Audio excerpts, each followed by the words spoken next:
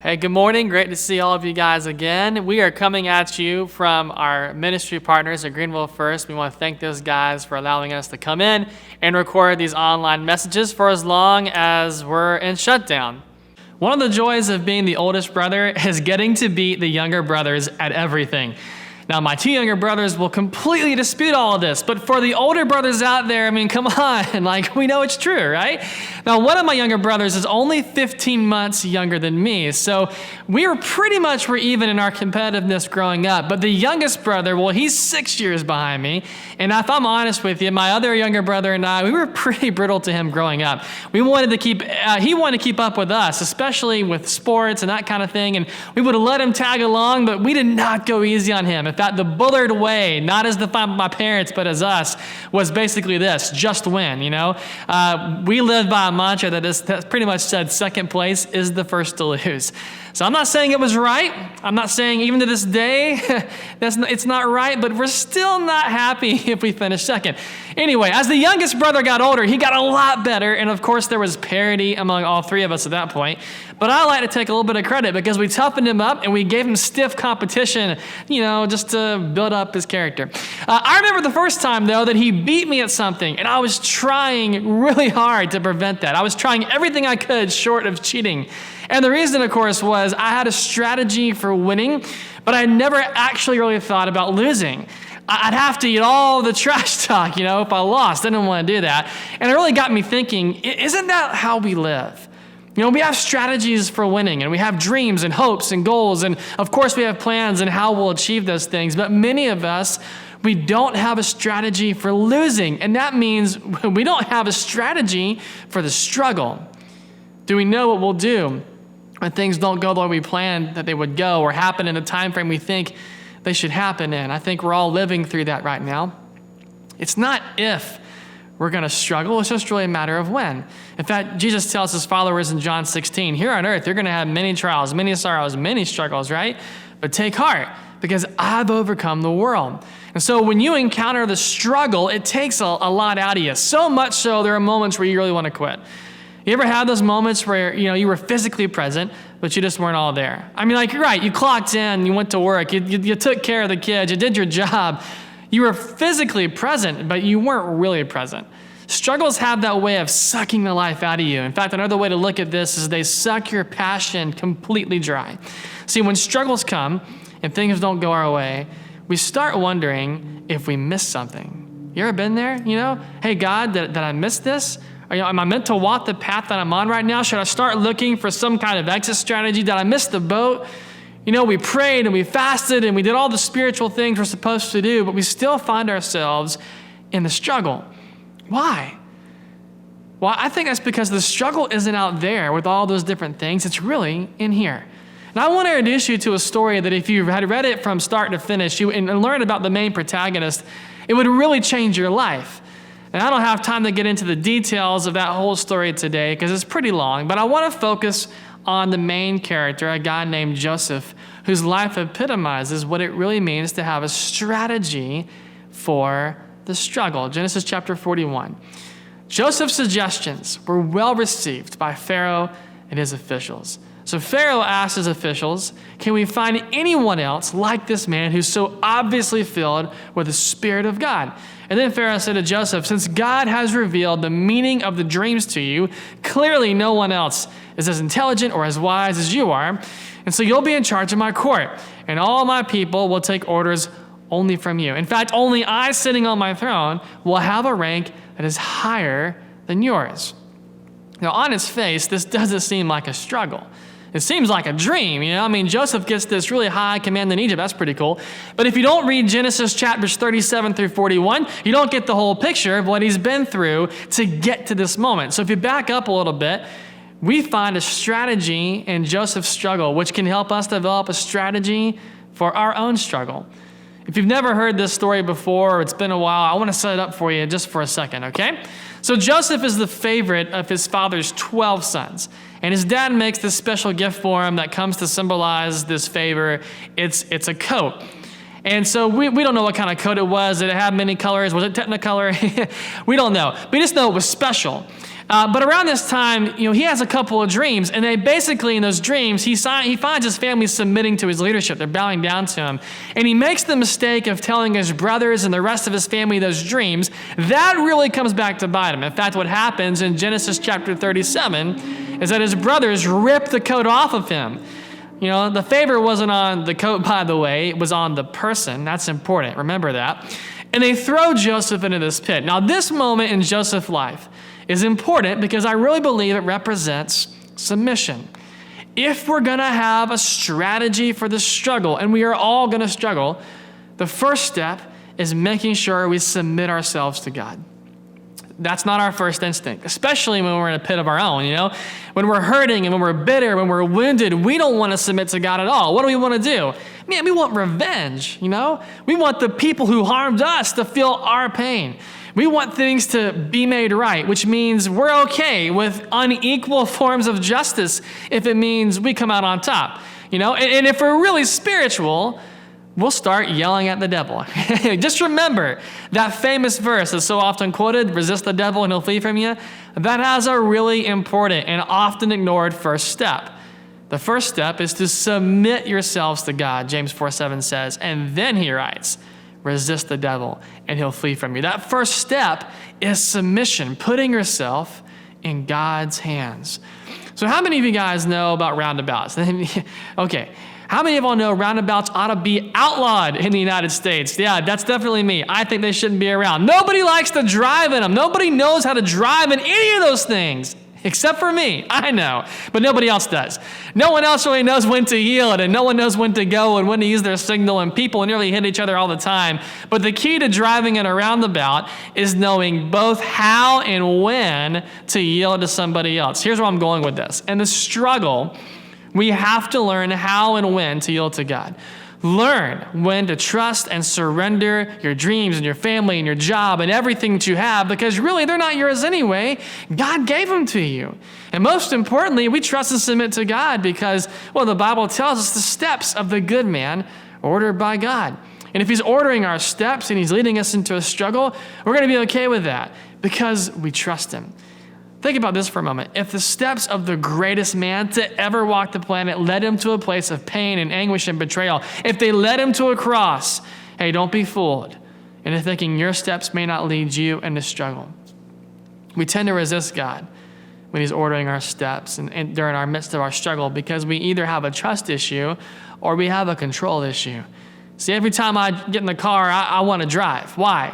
Because I want control, I want to know where I'm going. I want to be able to pass the person who's driving too slow or shouldn't be on the road. And if anything happens, I can at least say, hey, you know what? It was my fault. I caused my own pain. I caused my problem. That is precisely, by the way, why we so often don't yield control to God, because we want to be the cause of our own victories. We also want to be the sole cause of our own failures.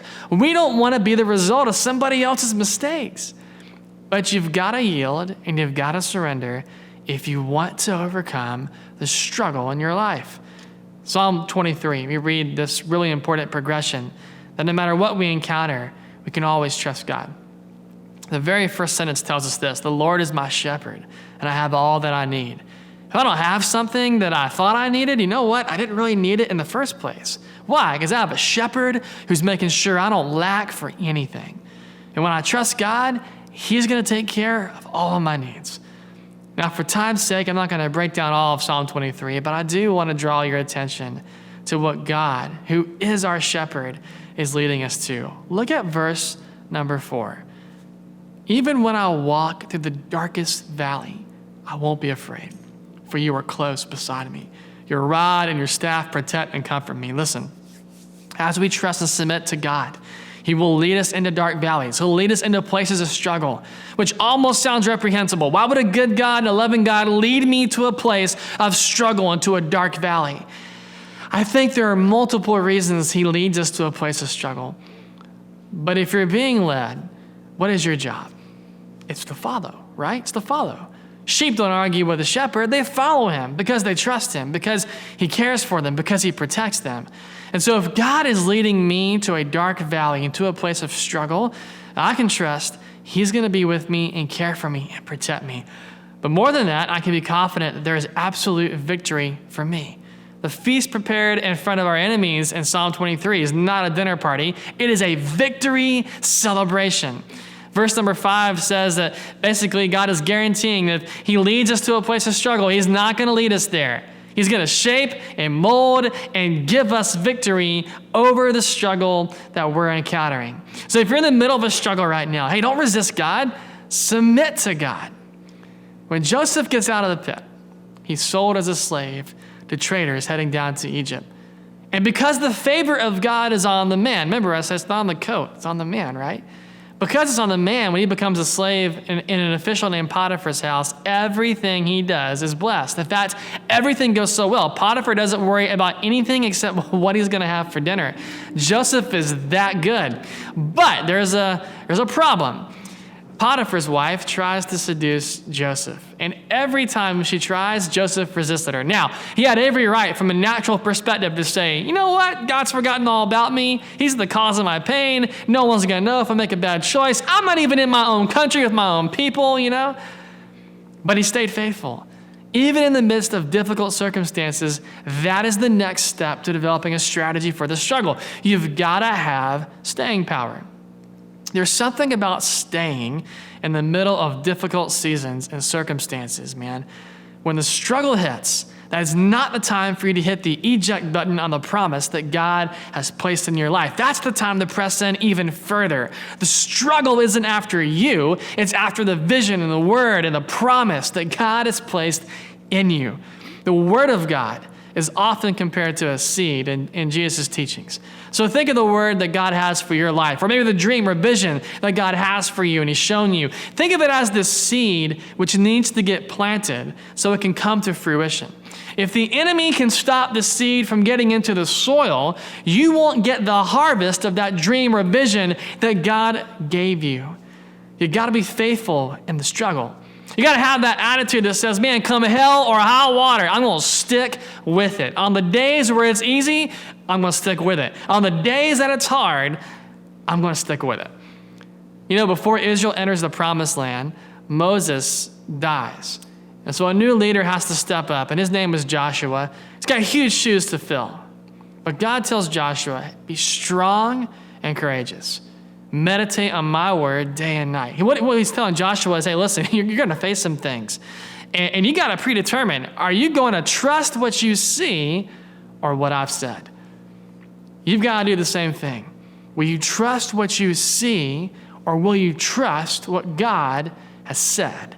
Joshua's going to come against walls in Jericho, and God's going to say, hey, you got to walk around all those walls. Nobody's done that before. No one thought that was probably a good plan, I'm sure. And Joshua's going to have to decide, am I going to believe what I see, or am I going to believe what God has said?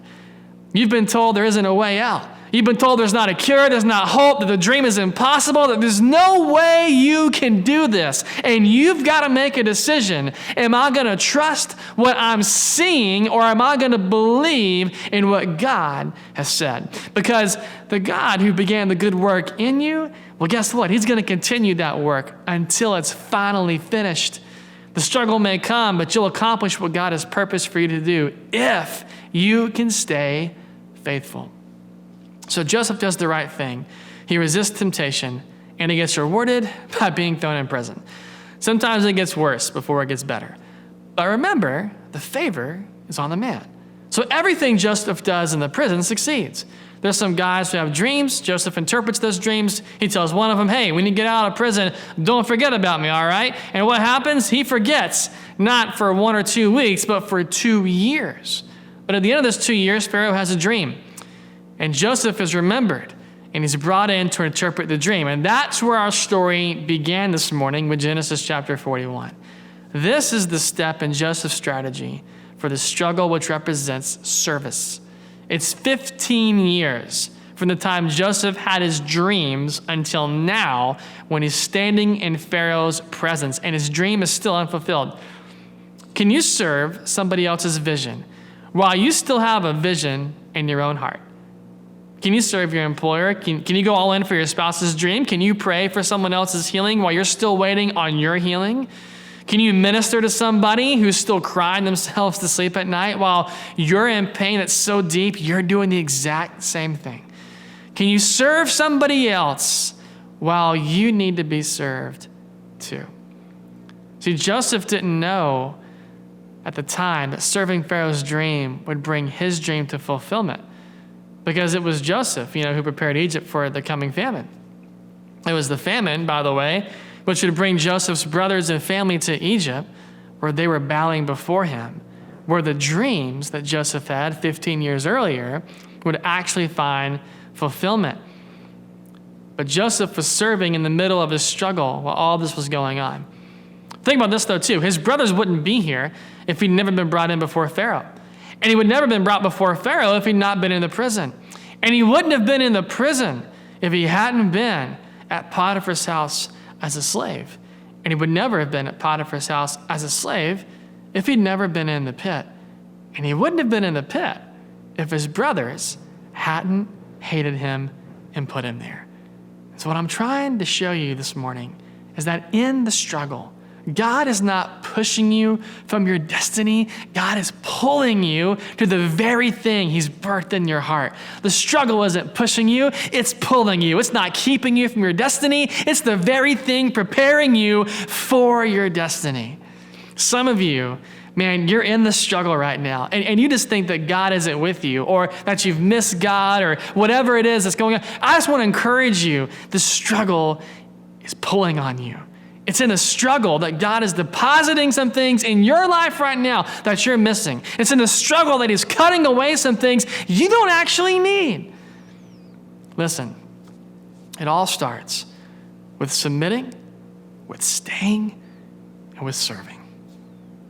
Fast forward to the New Testament. Grew on a couple thousand years later, and Jesus finds himself in the Garden of Gethsemane. He's praying. He's under stress. He's sweating blood. He's surrounded by a bunch of olive trees, by the way. Now, olives are hard as rocks till it rains, and then they get soft.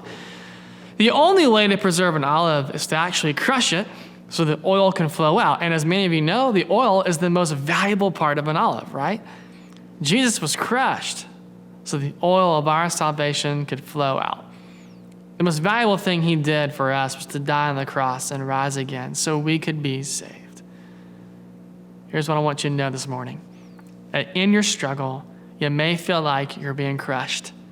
And it could be that the greatest oil of your calling and purpose comes out of the greatest struggle you're enduring. The most valuable thing you have to offer could be the oil which flows from the struggle. My favorite line from Joseph's story, it takes place many years later on his deathbed, where he tells his brothers, hey, what you meant for harm, God meant for good. The struggle is difficult. And it's painful, and it feels like it lasts forever. But if you have a strategy for the struggle, God will bring you through it. And what others meant for harm, he will turn for good. It's not if struggles will come. They're coming. The question is, do you have a strategy for when the struggle does come? Let me pray for you real quick this morning. God, we love you. Thank you for all those who are watching today, who are engaging with us. And Lord, there are certainly many struggles that are out there right now. A lot of people are going through a variety of struggles, and some of them have strategies for it, and they're doing fine, and spiritually they're growing and pressing on. But there are others of us out there that we think, God, we've missed the boat.